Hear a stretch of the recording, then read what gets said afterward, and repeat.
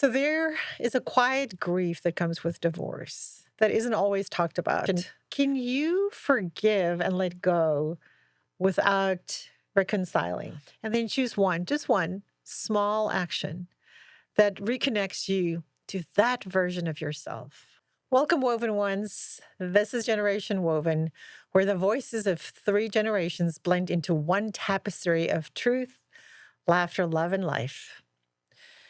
So there is a quiet grief that comes with divorce that isn't always talked about. It's not just the loss of a marriage, it's the loss of an identity, family, friends, and status. Somewhere along the way, I am become we are. And then when the marriage ends, many women are just left asking, so who am I now? This episode is about coming home to a different version of yourself, not the version of you when you said, I do till death do us part, or the aftermath of loss, betrayal, survival, taking inventory, reinventing and recreating and rediscovering through being okay with ticking that box on every form that says separated/divorce. Finding the new, the wiser, the stronger woman who existed before she became a wife. And that became the loudest label in the room. Through the rises, through the falls, we are stronger when we stand as one, together shining like the sun, generations woven hand in hand. So today we're going to talk about divorce. So all three of us have gone through that. We have all survived it. We have all survived multiple endings and beginnings. So, how did it feel the very first time when you realized there's a shift from we to me? It was fully after the divorce, probably a good month and a half, because that first month was just a little bit of, I can do whatever I want. I had this like weight off of me.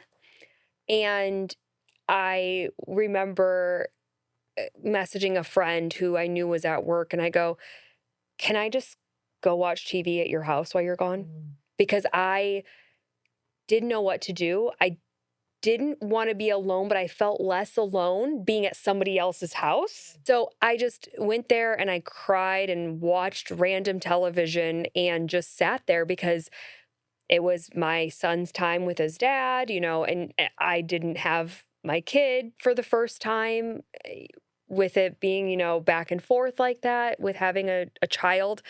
And I didn't know where I belonged. But then I realized that it's just me. It was always us, and everything I did was around our decisions and us together. And we were like just so tied, right? He was my best friend, and we had a great friendship.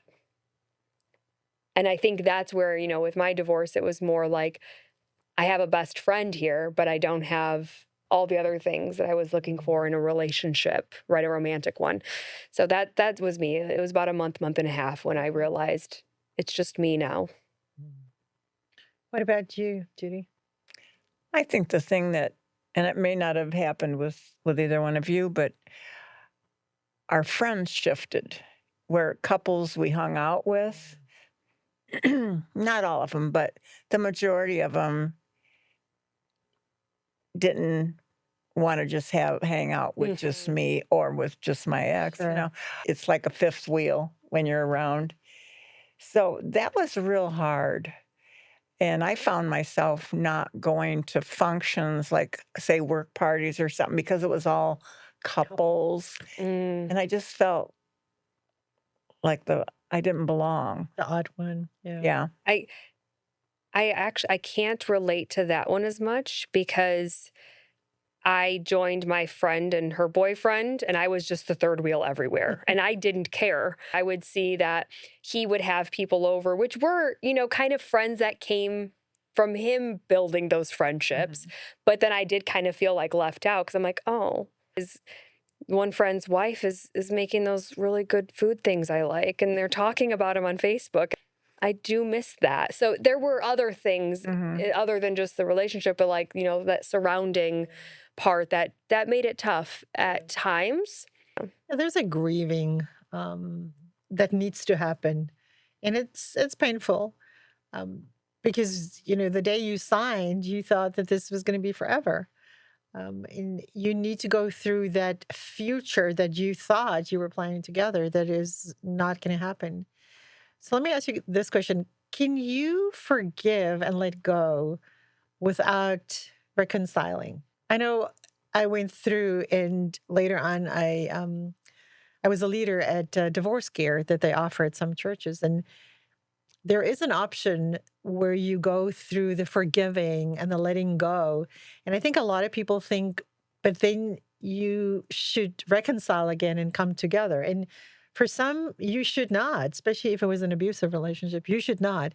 But you need to forgive and let go for you to go on. What is your thoughts on reconciling? If you've worked through that, both of you have I gone mean, for through me, that. we did. So we get along great. We co-parent great. So I definitely was very fortunate in the friendship that we had, that while the marriage didn't work, we still got along and we were able to kind of see each other's points of views. We were able to kind of grow past it. I mean, at times there were the moments, but I was very fortunate to be able to reconcile. So I can't speak to the not being able to, but I do agree if in some cases, or if they're not, because if you're in totally different places with that divorce, you do have to work on that yourself. You have to First, you have to understand that this person's not going to give me what I want. Maybe it's a I'm sorry. They may not ever give you that that's I'm true. sorry. They may never tell you I should have done this better, but you have to find that inside yourself. I don't know, Judy, if you what your situation was, if you got to reconcile or if you had to find it within yourself to move forward and We let don't, that rest. we never did communicate the same way. Mm. It took me a long time to forgive and put it behind me. But as far as us sitting down and actually having a conversation, I don't think that'll ever happen because it's not there. Mhm. It's not how your relationship was. You were not a No, communication no. relationship. And I'm sad that it wasn't, but it is what it is. Mm. And, you know, it would have been nice if it could have been different, Right. but But you It found a wasn't. way through it without getting that, mhm. right? And I think there's that piece. I had to also learn things myself Mm. and accept things differently, which I've taken into, you know, my next relationship. I reflected a lot on the things that I didn't communicate, the things that I kind of just let go, right? When you're with somebody for 14 years, it's a long time, and realizing, okay, if I would have known this at year 4, year 5, and started to adjust, but I didn't know these things. Right. I grew up more after the divorce. I got married very young. And now I look at things a little differently and I'm a little bit more vocal about something that I see. Really? Yes. Oh, I but it came with learnings. yeah. Right? We can't learn everything, and I am much more open to we get this one life, Mm.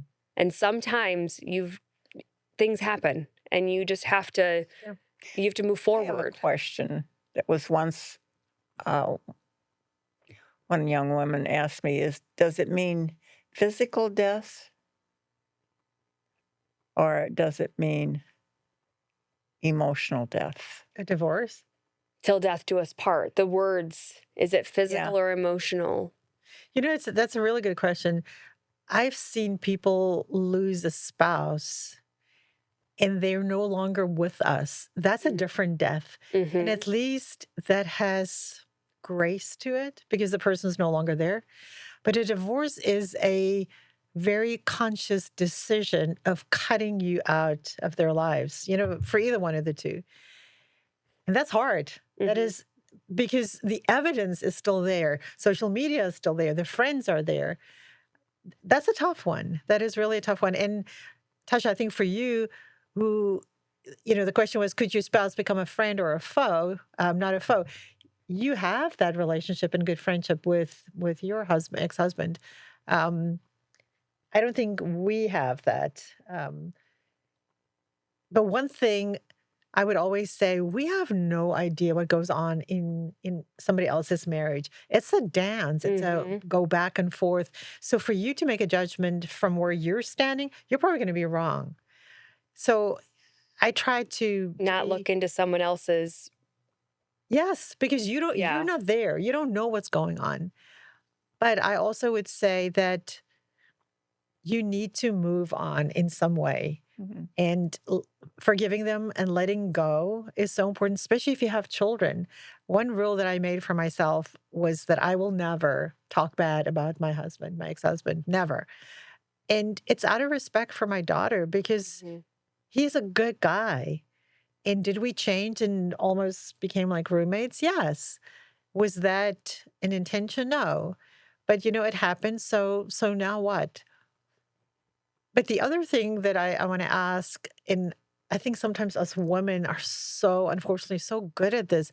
We lose ourselves in relationships Oh, and in yeah. marriages. I don't know why, but let me ask you this question. What part of you did you lose in your marriage? And then what part did you gain because of your marriage? Because we lose things. We do. We put the family first. But then we also gain some good things. I want to say where I am in my life right now. If somebody says, if you can live your life over again, what would you do? I would say, man, I am going to Texas, marry a farmer, have 6 kids, and have a big family. Yeah, but you'd find him on farmers. Farmers only. I should Um, try that, right?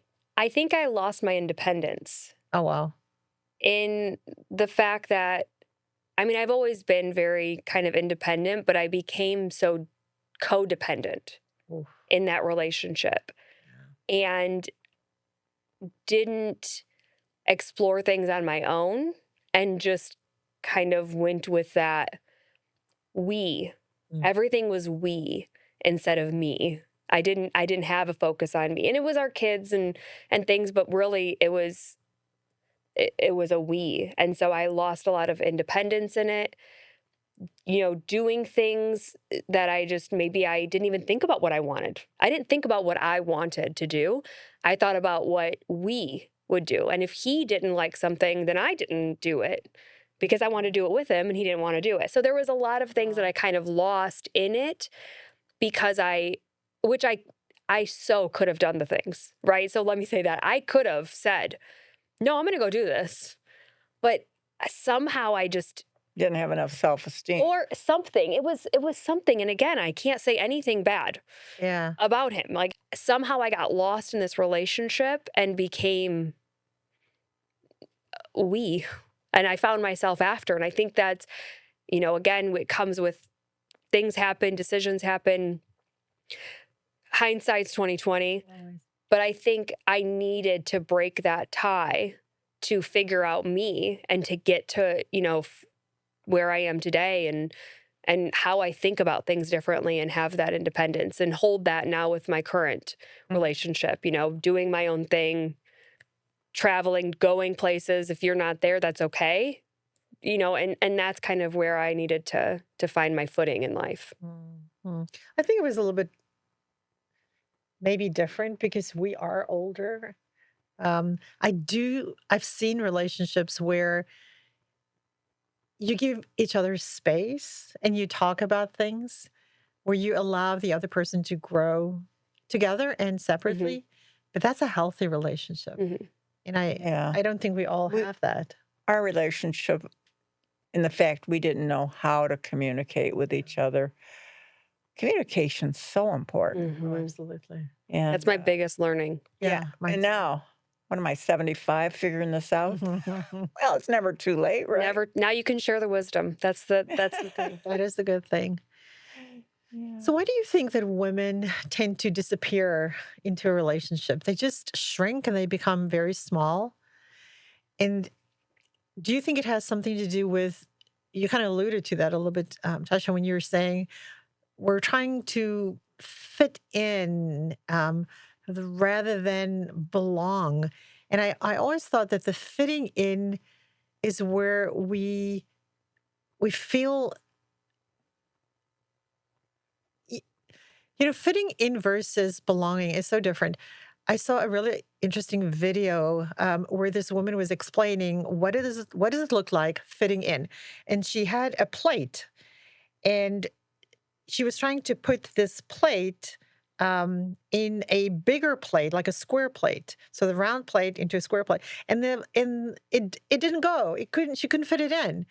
And then she looked at it, and she thought the only way I can make it is to break it. So she broke it, and it was so sad because it's very visual. So she broke this beautiful round plate, and she got the three pieces into the square plate. And I think the part that broke my heart was at the end, she had these little crumbs from the round plate, and she picked them up and she put them into the bigger square. Hmm. And I'm like, we as women will do that to fit in. And true belonging is where you feel loved and valued and known, and For who you you make are. right. You don't have to change. You don't have to fit in. And I think as women sometimes do that too often. So that was such a good visual of us trying to fit into this square I, bowl, I think it's because it's maybe what we've seen.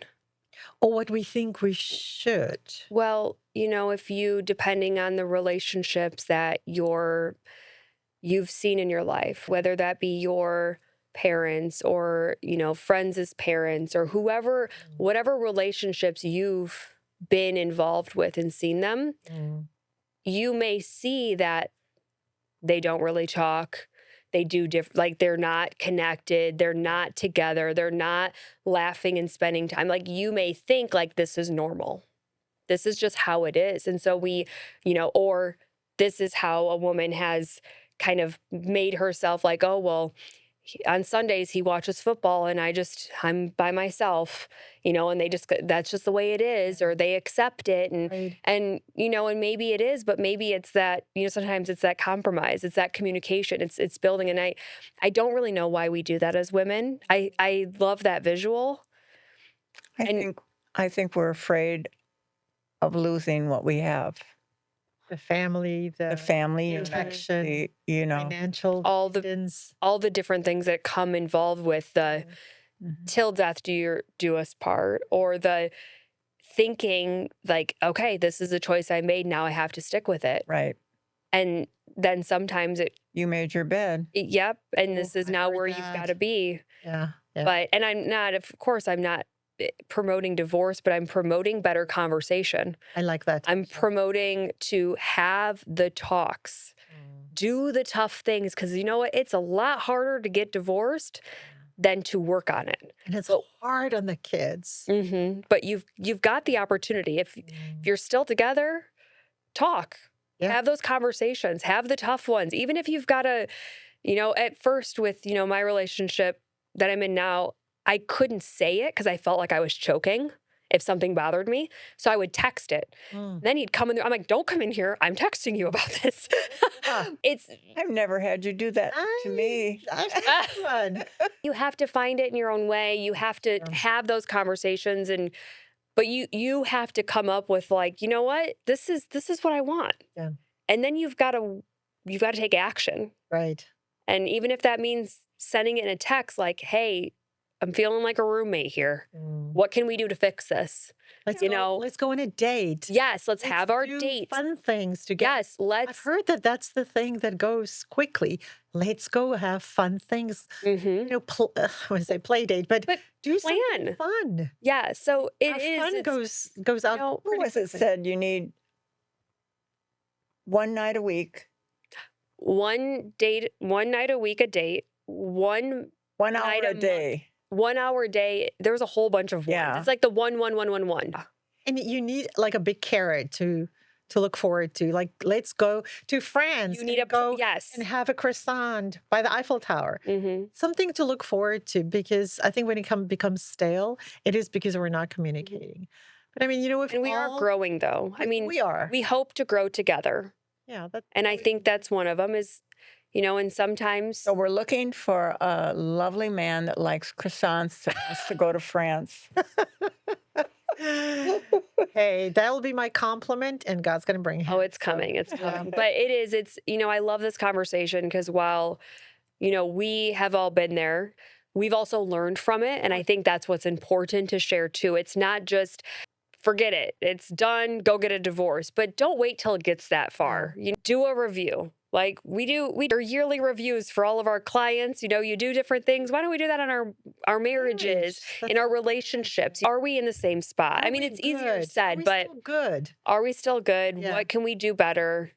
And do those things, the 1-1-1-1. Yeah, I like that. And make life better. I like that. Enjoy it. Tasha. I like that. So for those of you that have gone through a divorce, I want to talk to you for a moment. So this week, find a wedding picture. That moment where all the aspirations of possibilities that can happen, go look at that picture. Get a cup of coffee and just sit there and look at that picture just for a little while. And then appreciate the woman in the picture, who she was, what she allowed, how she loved, and what she learned.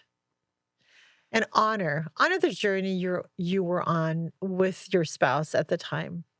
And then let her go. Just let her go. Get a piece of paper, get a pen, and write down 5 things about that woman in the picture that you treasure. Now I want you to take that same pen, same paper. Now write 5 things that makes you you, that have nothing to do with being somebody else's wife, mother, or partner. And then choose one, just one small action that reconnects you to that version of yourself. Because becoming you after divorce isn't about starting over. It's not. It is about starting from a place of grace and wisdom and experience and love, rediscovering and remembering who you were before you changed your last name, and choosing the new you in this new season. So thank you for listening to us and sharing this experience. And may God bless you. Till next time.